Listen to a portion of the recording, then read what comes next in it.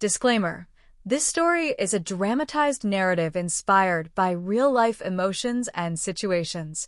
It is intended for entertainment purposes only and does not aim to offend or harm anyone. Viewer discretion is advised.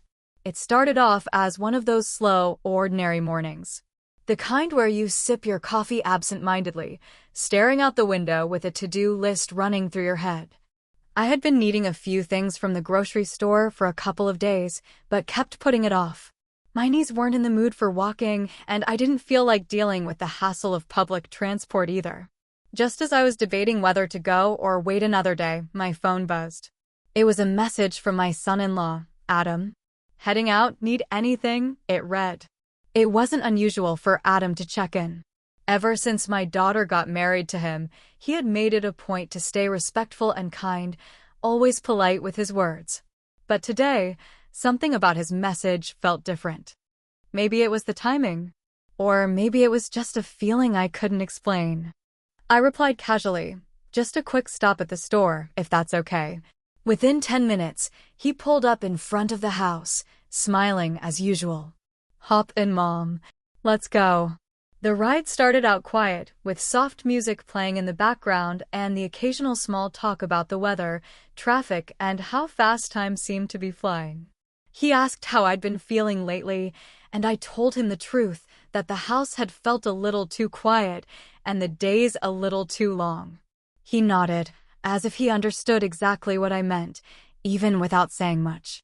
Then there was a long pause, the kind that makes you wonder if something is about to be said or held back forever. I glanced over at him. He looked calm, but there was something in his eyes, something heavier than usual. "You know," he finally said, still focused on the road ahead, "I've been meaning to talk to you about something." There was a strange seriousness in his voice, the kind that instantly tightens your chest. I stayed quiet, waiting. He took a deep breath, gripping the steering wheel a little tighter, and then added, I can't keep pretending like everything's fine." My heart skipped. In that moment, 1,000 thoughts raced through my mind. Was there trouble between him and my daughter? Did something happen at work? Was he about to confess something terrible or shocking? His words hung in the air, unanswered, and my mind filled in the silence with worry. He turned toward a quieter road instead of the usual path to the store. That didn't go unnoticed. "Adam, what is this about?" I asked, trying to keep my voice steady. "I need to be honest with someone," he replied, avoiding my gaze. And I didn't know who else to talk to, but it's been eating me up for weeks. By now, I wasn't just tense, I was confused and slightly nervous. My son-in-law had always been level-headed, never one to cause drama or stir up unnecessary emotions. But here he was, acting completely unlike himself. And taking the long route no less. He parked the car near a small park instead of continuing to the store. The engine went silent, but my thoughts grew louder. He sat there, both hands still resting on the wheel, eyes focused straight ahead, like he was rehearsing something in his mind. I didn't know what to say. I wasn't even sure I wanted to hear what was coming next. Finally, he looked at me. His voice low, but clear. "I need to tell you something. Something that might change the way you see me." That sentence alone made my breath hitch. My instinct was to brace myself, but I also knew I had no choice now but to listen. I looked at him, searching his expression for any clue, but all I saw was the weight of something unspoken. "I haven't told anyone this," he continued. "Not even your daughter." I couldn't tell if my hands were trembling or if it was just the chill in the air. My mind was running wild, wondering if this had something to do with a secret past, a mistake, or worse, a betrayal. And yet, a part of me still didn't want to jump to conclusions. I just stared, waiting for him to say it, to reveal whatever truth he'd been hiding. But he didn't.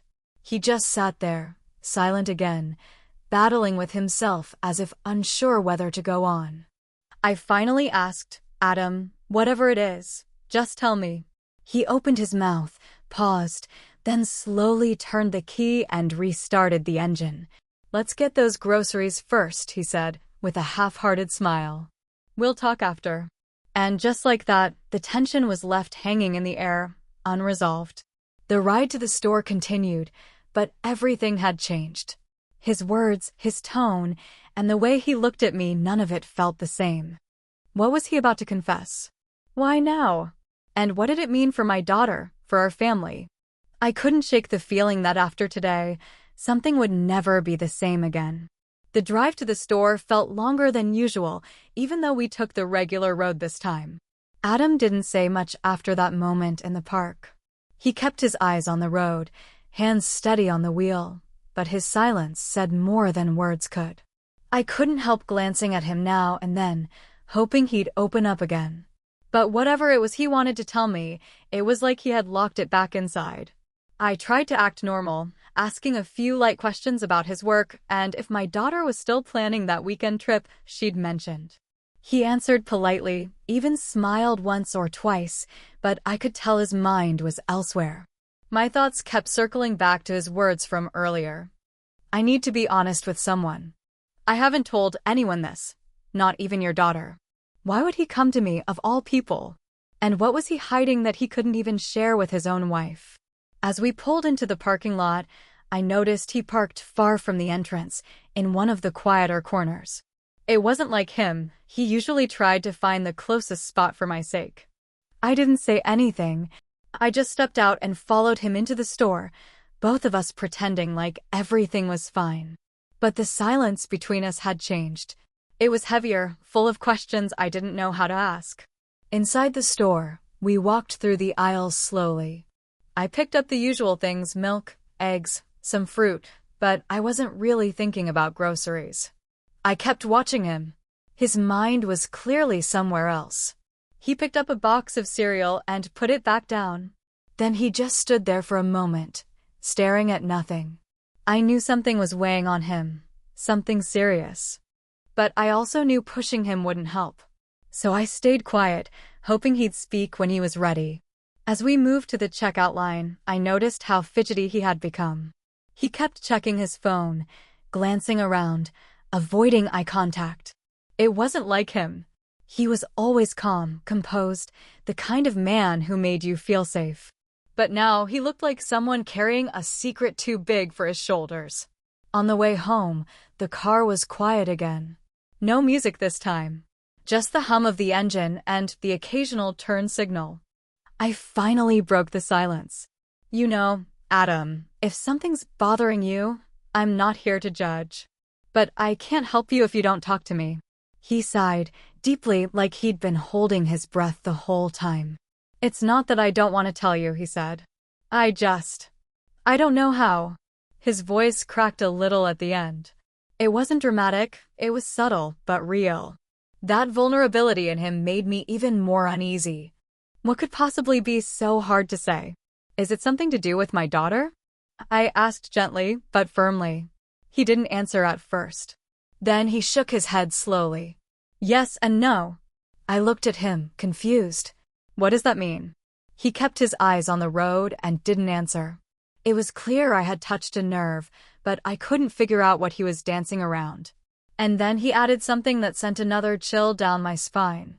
Sometimes the people closest to you, they don't really see what's going on. That line stuck with me. It was vague, but sharp. Was he talking about my daughter? About himself? Or was he talking about me?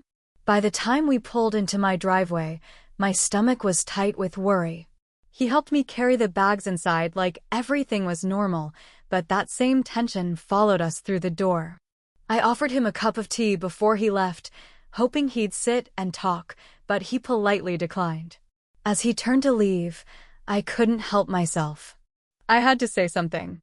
Adam, whatever this is, please don't wait too long to talk about it. Secrets don't stay buried forever. And they always come out in the worst ways. He paused at the door, his back still to me. Then he turned just slightly, enough for me to see the worry in his eyes. You're right, he said softly. But I'm scared of what happens when it does come out. And then he left. I stood in the doorway long after the sound of his car faded. My mind was racing with possibilities, none of them good. What truth was he carrying? And why was he suddenly turning to me? I didn't have the answers yet. but I had the feeling this was just the beginning. Something was unraveling, and I was somehow right in the middle of it. That night, I barely slept. I kept replaying every word, every pause, every look Adam gave me in the car. The way he said he couldn't pretend anymore, and how he hinted that even my daughter didn't know what was really going on, it all stayed with me like a quiet alarm ringing in the back of my mind. I knew something was wrong, but not knowing what exactly was driving me crazy. The next morning, I called my daughter just to hear her voice, to feel things were still normal. She sounded fine, cheerful even. She told me they were planning a short weekend getaway, something to unwind. There wasn't a trace of tension in her voice. No signs of anything unusual. But now that I was listening closely, I did notice one thing: she never once mentioned Adam. Not in passing, not even when I asked how things were at home. She quickly shifted the topic back to work and other daily things. That wasn't like her. After the call, I sat at the kitchen table, trying to piece things together. I started remembering small things I had ignored before, moments where Adam had looked distant during family dinners, or how he had started staying a little longer in his car before coming into the house. I thought it was just stress from work.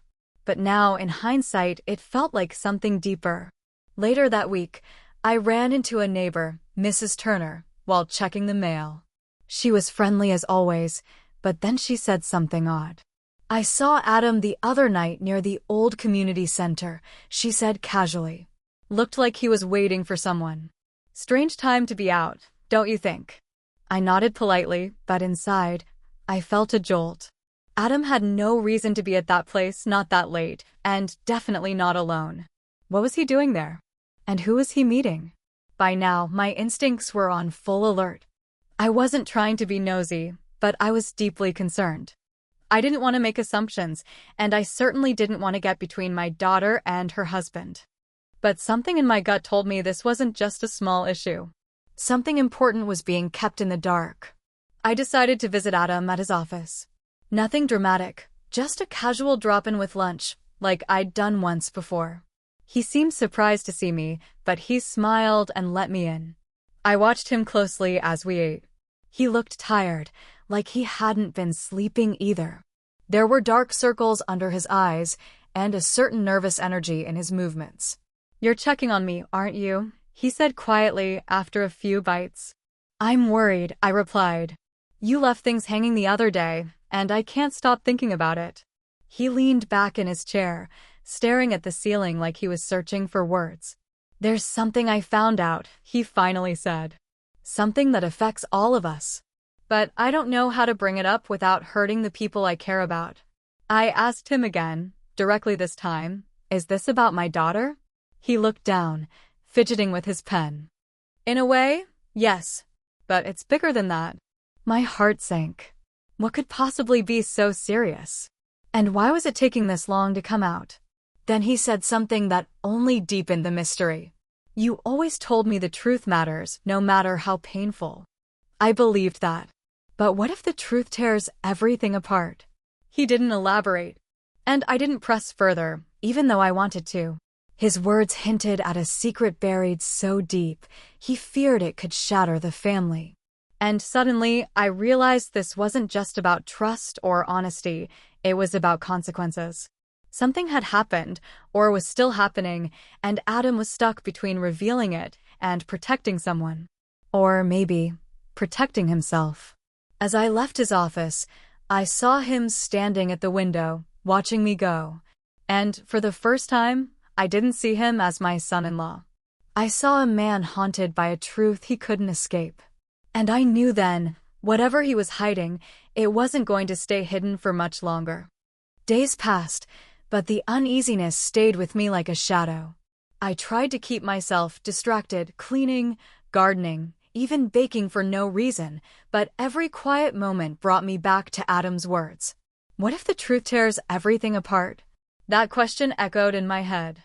I kept thinking, what kind of truth could destroy so much that he'd rather carry the weight of it alone? Then, something unexpected happened. My daughter came by one afternoon, unannounced. She seemed flustered, her usual calm replaced with a tight smile and restless hands. She said she just wanted to talk and spend time, but I could tell something was bubbling beneath the surface. Halfway through our tea, she finally asked, "Has Adam said anything strange to you lately?" I paused, unsure how to answer. "Strange how?" "I don't know," she said, looking down at her cup. "He's been distant. And he keeps getting these calls he won't talk about. I asked him directly the other night if something was wrong. He said no, but I can feel it.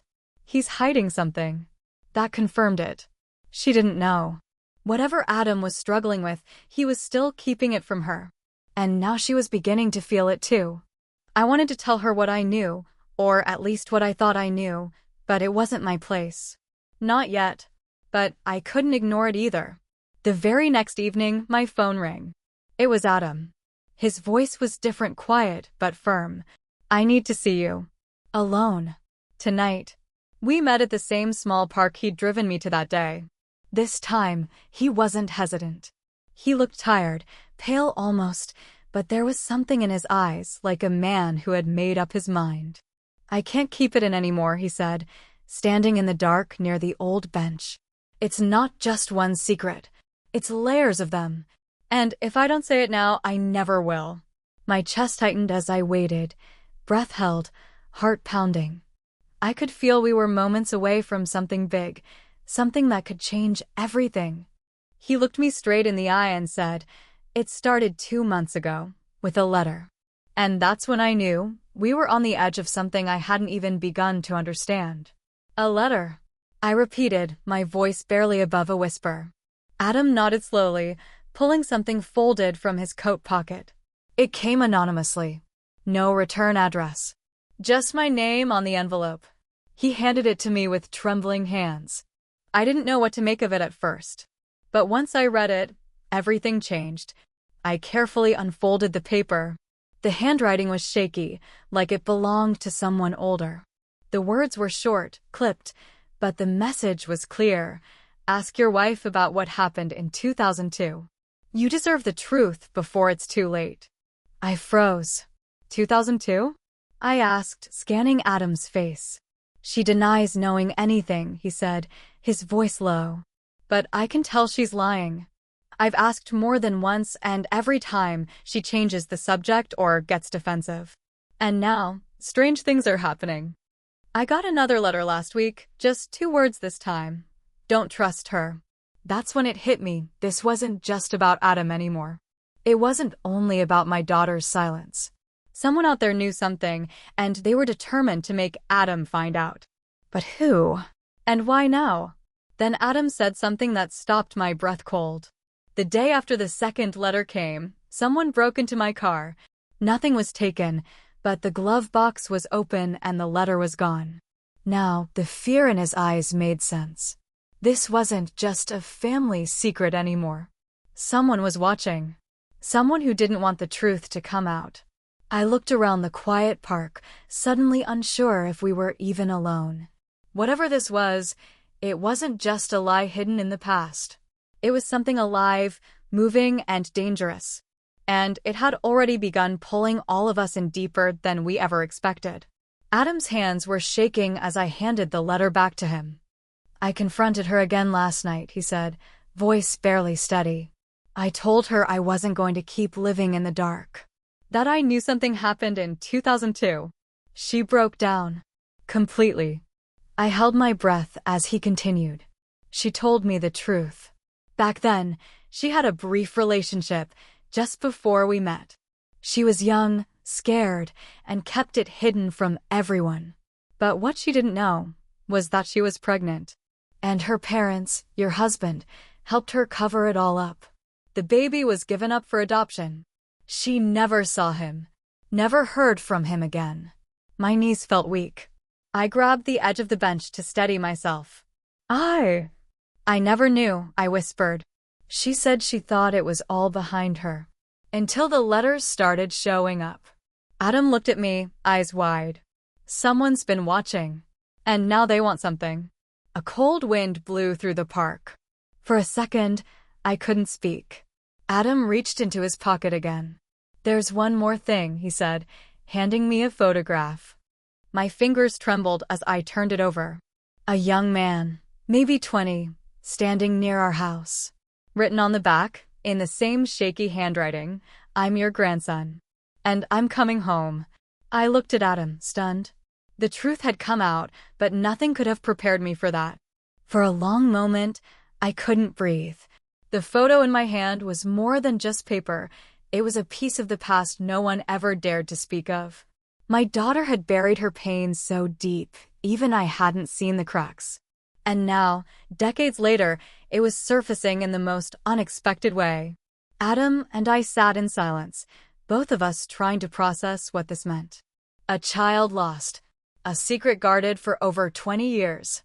And now, that child, our grandson, was out there, watching, waiting, maybe hurt, maybe searching for answers of his own. The next day, my daughter came over. This time, her eyes were swollen, her hands restless. She told me everything, how terrified she had been back then, how her father had insisted silence was the only way to protect her future, and how she'd carried the weight of that decision in silence all these years. We cried together, not out of shame, but release. Weeks later, we received a letter again. But this one was different. It wasn't anonymous.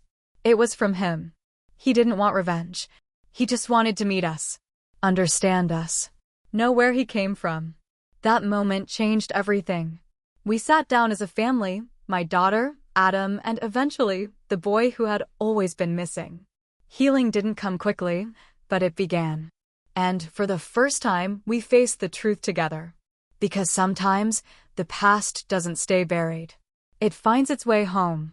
3.